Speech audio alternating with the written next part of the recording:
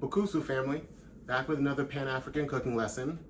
Today we're going to do a quick and simple dessert recipe, and it's going to focus on the use of two main ingredients, coffee and bananas. The coffee is a particularly interesting component because of its connection to the diaspora, to colonization, and to slavery, quite frankly. Coffee doesn't get talked about as much as things like cotton does, especially here in America, because obviously the American slaves were used primarily to harvest the cotton and tobacco crops here in America. However, coffee was perhaps one of the most important colonial goods that were exported from the continent of Africa, actually. Africa is the birthplace of coffee. Coffee comes from East Africa, mostly places like Ethiopia and Uganda, and the best and most flavorful varieties of coffee come from Africa. And it was exported right along with the slaves who they were going to use to grow it and to harvest it when the colonial influence began to wreak havoc on the continent. Today, most coffee comes from places like Brazil and Colombia, and those, are popular. In fact, the coffee that I'm going to use is a Colombian variety. But even the coffee that's grown in places like Brazil, Colombia, Peru, Haiti, even all of those strains of coffee originate in Africa. Africa is the birthplace of coffee for the world. And it was the demand for coffee in the European, mostly British colonies here in the Americas, and also in the East, in Asia, as well as in Europe. That demand is what drove the sort of influx and growth and spread of slavery throughout the Caribbean and throughout Central and South America to deal with the demand for that product.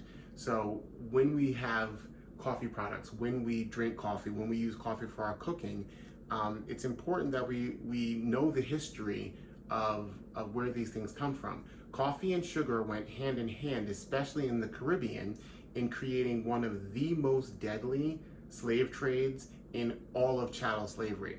Slavery was difficult for our ancestors here in the Americas. It was very, very difficult to be a cotton on a cotton plantation or on a tobacco plantation. Very difficult.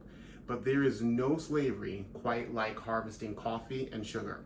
The average life expectancy in the Caribbean, in places that were producing cane sugar and also coffee, those slaves lasted somewhere in the neighborhood of 27 to 30 was when those slaves died. That's why there were so many. Up to 4 million slaves were brought in to places like Brazil, because there was such turnover from the death of slaves and the brutality of harvesting and meeting the demand for things like coffee and also sugar.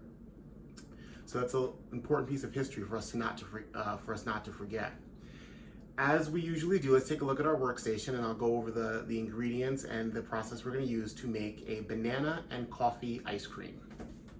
Okay, so as I mentioned, we've got a couple of main ingredients.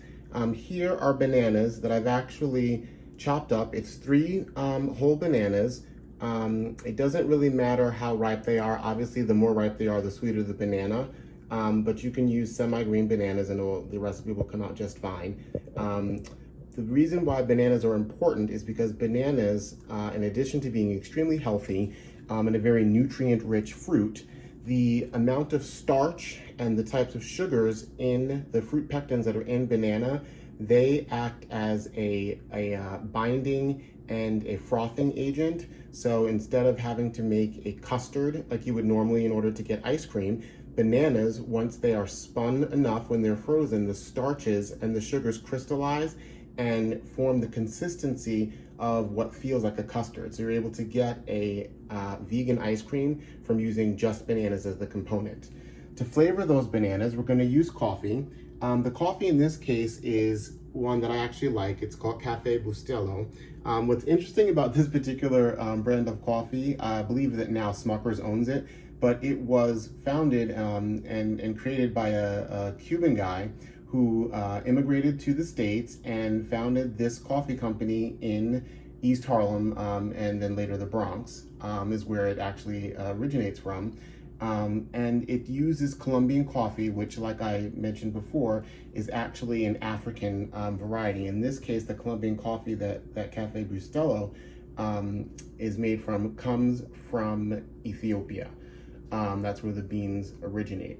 We're going to have a little bit of vanilla for flavoring, and a little bit of chocolate to top and to finish the dish with. Both vanilla and chocolate go together, and actually coffee makes the taste of chocolate taste a little bit more chocolatey, which is an odd little quirk of those two ingredients.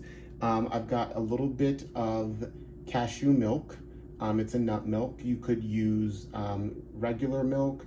You could use even water, but you just need some liquid agent to help thin out and bind all the ingredients together as we mix them.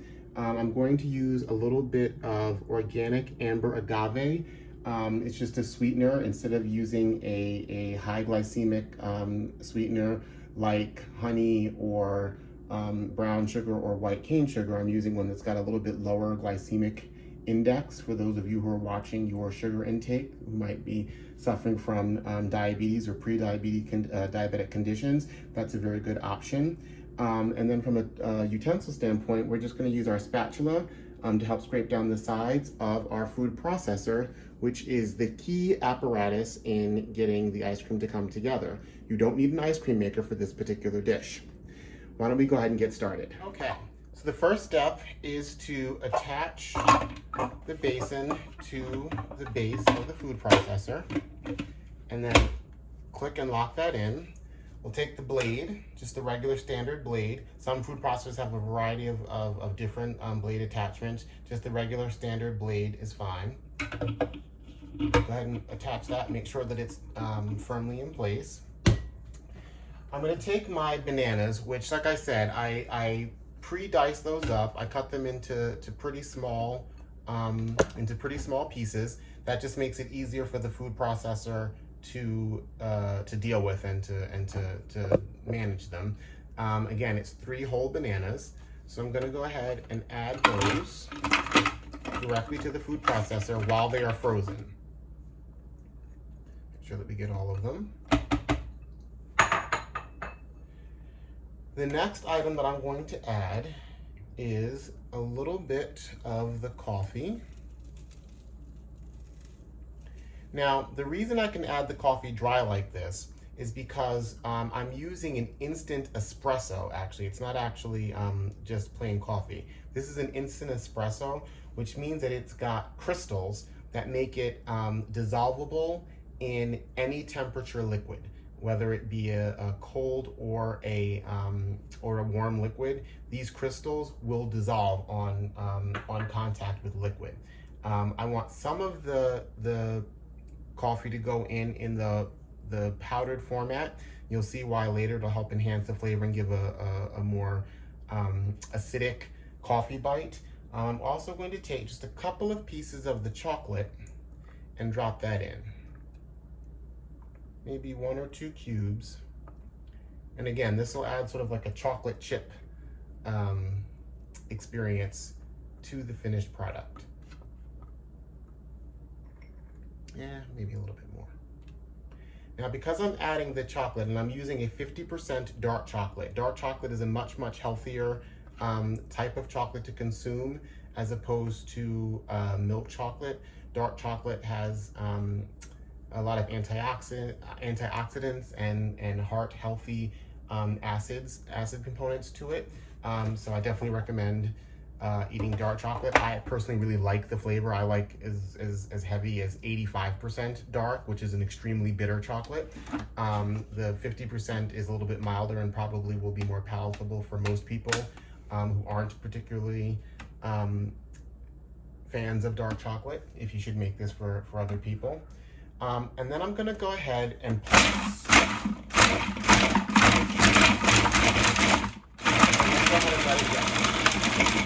Then I'll go ahead and let it go full speed.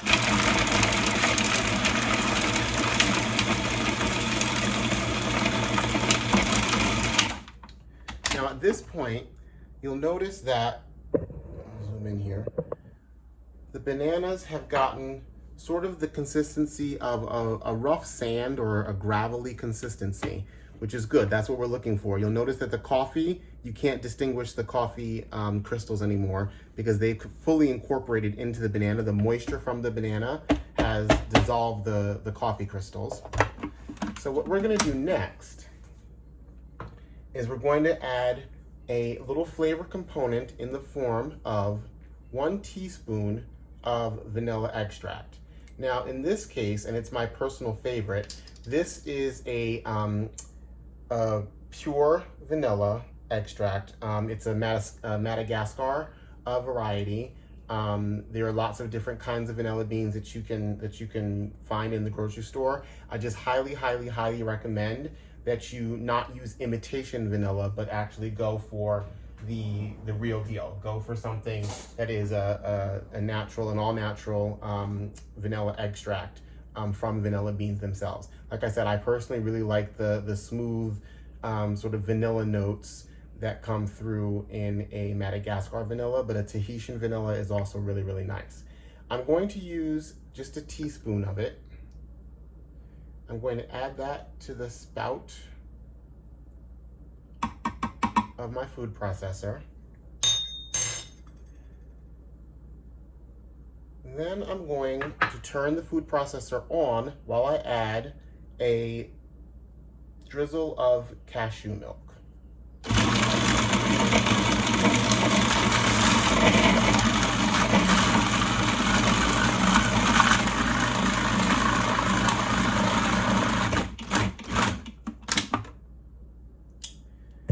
You'll notice now that with the cashew milk incorporated, I've got something that looks a lot like ice cream.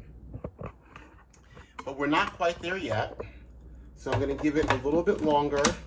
And instead of leaving it on, I'm going to pulse the food processor just so that I can control the amount of smoothness. I want it to be a smooth and creamy consistency, but I don't want to over mix it because I don't want for it to become watery.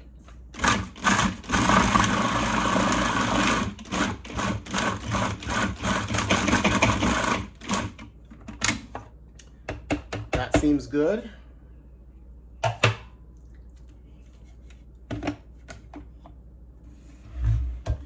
So what we have here now is a very nice and smooth custard-like ice cream dish. The next step is to go ahead and serve it, and let's give it a taste. I've gone ahead and scooped the ice cream out of the food processor, put it into a container that I'll actually cover and freeze for later because I'm not gonna eat the whole thing tonight. I'm just gonna have part of it. So why don't we go ahead and plate this up and give it a taste. So, because I want the coffee flavor to really come through, when I plate this, the first thing I'm going to do is take just a little bit of the coffee powder and dust my bowl with it.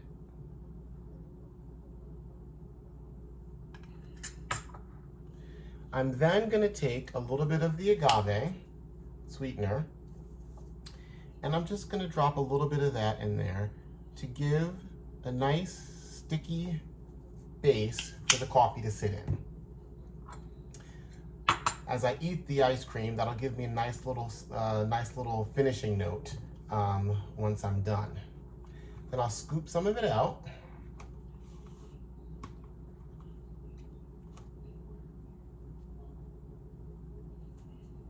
There we go. Then I'm going to dust the top with just a little bit more of the coffee powder, just a touch, just so that we know it's coffee. And then one final surprise ingredient is just the smallest bit of black salt, black rock sea salt. If you can imagine a salted caramel kind of effect, that's going to help to bring out the banana flavor, the coffee flavor, and some of the sweetness. It will play as a nice foil against some of that sweetness that we've got from the coffee. I'm going to take one of my dark chocolate chips and I'm going to just dip it in like that. Let's go ahead and give this a taste.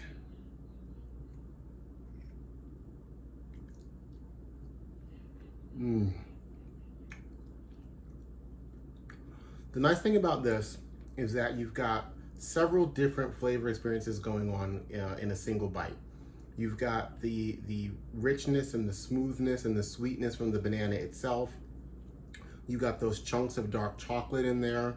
And then of course you've got that background note of the coffee, which gives it sort of a rich bitterness and some acidity in the background. And then the agave evens it all out by giving the sweetness that just smooths the entire experience out. And then the salt is just very, very unexpected. It's not enough to be salty, it's just enough to give it an almost umami quality, which is sort of another taste sensation on the palate. I definitely hope that you guys give this recipe a try. It's a super simple, super easy recipe. You can augment this with a lot of different flavors. If you don't like coffee, you could use peanut butter in place of the coffee. You could put honey in place of the agave, and that would give you sort of a smoky foil to the sweetness of the banana.